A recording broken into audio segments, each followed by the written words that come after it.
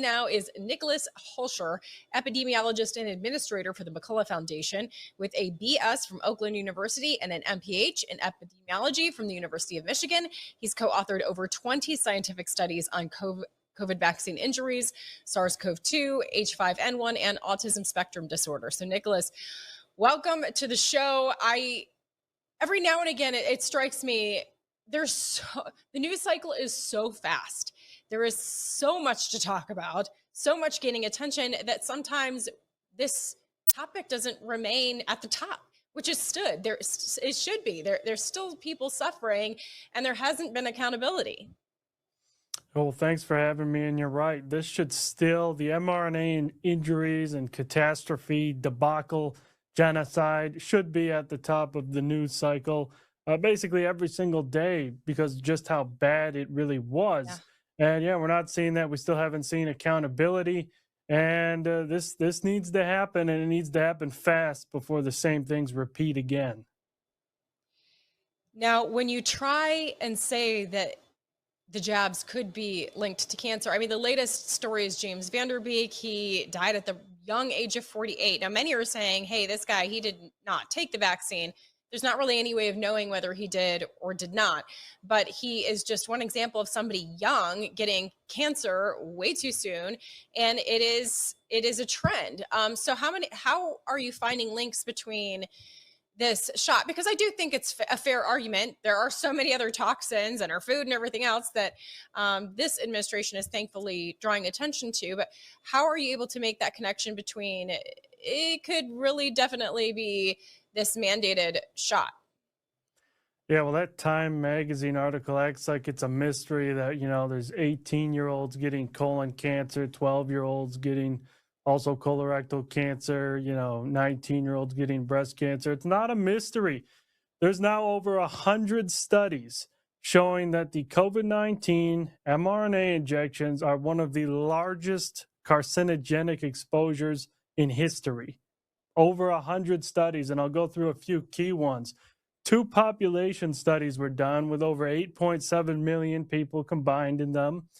And what they found was they compared the vaccinated populations to the unvaccinated. One was in South Korea, one was in Italy. Both of them found that the mRNA injections and viral vector injections, Johnson & Johnson, AstraZeneca, increased the risk of over 7 distinct types of cancer, ranging from colorectal, bladder, breast to thyroid and prostate cancer. And then overall cancer hospitalizations were up there. So we know for sure in the population data, we see the cancer signals, but mechanistically, we recently published the first peer-reviewed evidence of genomic integration of mRNA vaccine genetic material in a stage 4 bladder cancer patient. We found a segment of the DNA plasmid from the manufacturing process in a woman's chromosome 19 in her circulating tumor DNA. So it went from human to Pfizer to human. It was a chimeric non-human hybrid DNA, and this appeared to have induced her turbo cancer. So that's a mechanism. Another one, and we've also published this recently in the World Journal of Experimental Medicine, where we found that the mRNA shots literally turn off tumor suppressor genes, P53 and BRCA. Wow. Those genes are essential for cancer surveillance. The shots turn them off, and they turn off thousands of other genes as well. And so it's not looking good. No, it's not. But we are thankful that we're able to share this information at least a little bit better than we were just a few years ago. However, when you see these studies shared, at least on X anyways, it always has a community note. And so that's got to be frustrating. On what basis are they able to continue to hide these studies or to discredit them? Yeah, there's really no basis at all. They have one fraudulent study that now they keep bringing up showing that the mRNA shots somehow increase survival in some cancer patients, but it's absolutely nonsense. When you inject into the human body a synthetic, modified messenger RNA that's been modified to last very long in the body, and you tell your vital organs to produce a non-human highly pathogenic protein, that's not going to be, improving cancer outcomes. And, we could just keep going down the list of studies, though, that show it worsens survival. In fact, a recent study found that it basically cuts survival time, pancreatic cancer survival time, in half. The people who received the mRNA shots lived half as long. And so, it's cutting lifespans, it's accelerating the cancers. And honestly, they have no grounds to try and dispute this now. The evidence is clear. How much do you think shedding is playing a role in society? Because, I mean, in my circles, obviously, I'm going to know a lot more people that did not take the shot, but are still experiencing strange symptoms or getting sicker more often. Do you think that that could be related due to shedding? Yeah, shedding's a possibility. We recently identified messenger RNA from Pfizer in an individual's exosomes, which are these circulating bubbles in the body, act as messengers 3.5 years after his last shot. Exosomes can be, apparently exhaled through breath, secreted through bodily secretions, Right. sweat, etc., breast milk. And then if you have sexual intercourse, this can also possibly transmit. And so since we're finding this mRNA 3.5 years later, yeah, shedding could most definitively be playing a role, but a more minor one. Getting directly Yeah. injected is much more potent. Yeah, absolutely. Something else you've been sharing a lot and sounding the alarm on is how these vaccine manufacturers, they're switching a lot of these typical vaccines to an mRNA model and the danger in that, as well as how MMR is more deadly than measles. I'm constantly seeing the legacy media reporting, especially here in Texas outbreak of measles, and they're attributing it to this campaign of fear. But you're sharing studies that show that the MMR shot is actually more deadly than measles. So, do you even think that there's truth to less people getting the MMR contributing to the outbreaks? And how serious do you think that is? Well, what we showed here is we basically showed that the MMR and MMRV vaccines, there's no rationale to be giving them at this point in time. When you look at that graph, and we looked at the vaccine adverse event reporting system, official CDC, FDA data, we looked at it. And when the vaccines kill or are linked to 2,600% more deaths than measles infection for the past 30 years.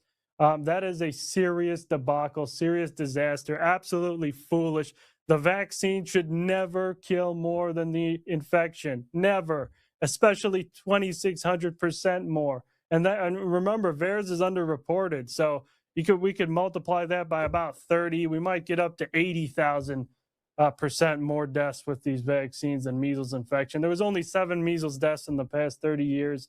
And so it's not looking good for that. We found these children died of sudden cardiac arrest, SIDS, sudden infant death syndrome, encephalitis, seizures, and 25% were hospitalized.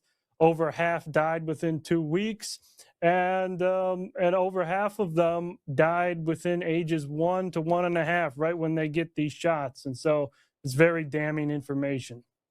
So heartbreaking and sad, especially the parents that wake up after they made these decisions thinking they were doing the best by their children to keep them safe, and it was actually a kill shot, to be quite frank. But as far as change, you're bringing forward this evidence. It continues to get shoved under the rug. We're not taken seriously. Rand Paul thankfully has brought legislation just last week, I believe, to finally strip liability protection, because again, if they're going to gaslight us over and over again that these shots are also safe, then they need to put their money where their mouth is. So he introduced this federal legislation, so that we can finally remove the liability protection. How confident are you that we can see something like that go through? Yeah, this bill that Senator Rand Paul recently introduced needs to pass, right? To actually, if we want to make America healthy again, this bill has to pass. We're not going to be able to do it if it doesn't, because since 1986, through the 1986 National Childhood Vaccine Injury Act, the vaccine makers and the vaccine cartel have had full liability protection against all injuries, deaths, disabilities, autism, chronic diseases, you name it. They get away with it and nothing happens. And so if this bill passes, they won't get away with it. They'll have to pay out all of the damages and lifetime amounts of damages, particularly for kids with autism, and they will go bankrupt and they will be forced to make safer vaccines. They won't be able to roll out untested injections anymore. You have to remember that all of the current vaccines on the childhood vaccine schedule, not one of them were licensed by the FDA based on a double-blind, long-term placebo-controlled trial. Not one. So they're basically largely untested, and this will stop that in its tracks.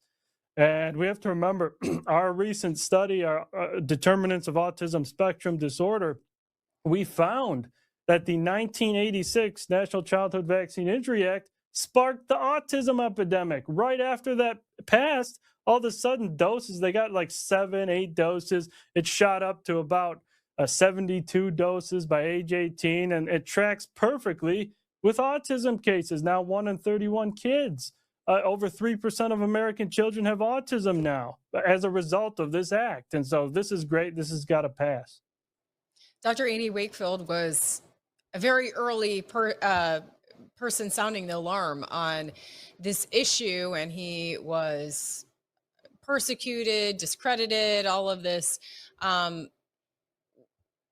What is it going to take for this to be taken? I mean, can we get, since they won't take that study that he put together seriously, or they say something's wrong with it, do we have other studies happening right now or in the near future to make this connection?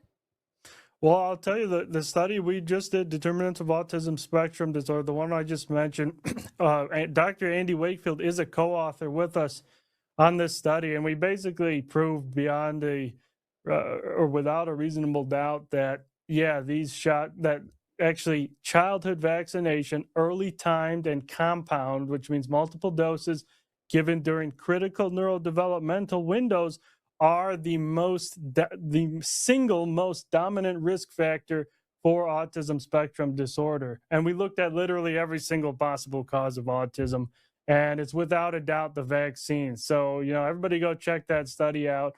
Very important. We sent it to HHS, and a few weeks later, they changed the language on their website to reflect that they cannot say that vaccines do not cause autism. How confident are you with the current administration? RFK Jr. has been great when it comes to this MAHA agenda, but I constantly hear rumblings that Big Pharma is still in charge, that he's being undermined. Do you have any inside knowledge, or what are your thoughts on that? What appears to be the case here is Secretary Kennedy, cannot make all of the changes he may want to make. We know for sure, at least, I think that the FDA leadership is compromised. We see that because the FDA's own scientists wanted to put a black box warning on the mRNA shots, and apparently Marty Makary, FDA commissioner, and Vinay Prasad declined that, and they did not put the black box warning on. So we didn't even get that. And then recently they refused to look at an mRNA injection licensing proposal from Moderna for the flu. They turned that down, but then all of a sudden today, now they're going to review it again. And so I don't know what's going on. It appears there's still corruption running rampant in HHS, and now they're changing the tune from vaccines to only focusing on food, it appears, as midterms approach. And so, I hope we can, change the trajectory, keep the focus on what has happened to Americans for the past 5 years. Yeah, absolutely. And so we all need to do our part in making sure that this stays in the news cycle, have all these distractions with Epstein and everything else. But this is too important of an issue. It will go down in the history books as one of the biggest assaults on humanity. And so we have to play our part in trying to ask for accountability and embark change, I want to encourage people to follow your Substack and follow you at Nick Hulscher on X, because you're constantly posting these studies that folks can share and try and educate others with. Do you have any final thoughts or anything else you wanted to tell me before we let you go? Yeah, just keep spreading the word, keep sharing all of the studies that are coming out, and I think we can make a difference. There's right now there's large efforts ongoing to finally restrict or ban these injections in multiple states. Many legislative efforts are ongoing. We are actively involved in many of these, and there might be some positive news soon, but stay tuned for that. I'm so glad you mentioned that, Nick, because we do tend to constantly look to DC. Obviously, this is called DC Dispatch, but some of the biggest differences can be made closer to home in your community, in your local, and then in your state legislature. So that is such a great point. If it's just too much of a swamp and too much corruption to break through, you can encourage more centralized accountability and protections. And so that's such a great reminder. I'm so glad that you mentioned that, because I think we often forget that element, that we can make the biggest difference closest to home. Well, thank you so much. And again, please follow at Nick Hulscher, NICHULSCHER on X. Follow his Substack and get the latest in the studies that you can share and warn others. We want to protect these babies. We want to protect our next generation. And now we're armed with information. So there's no excuses. Thank you so much. Thanks for having me.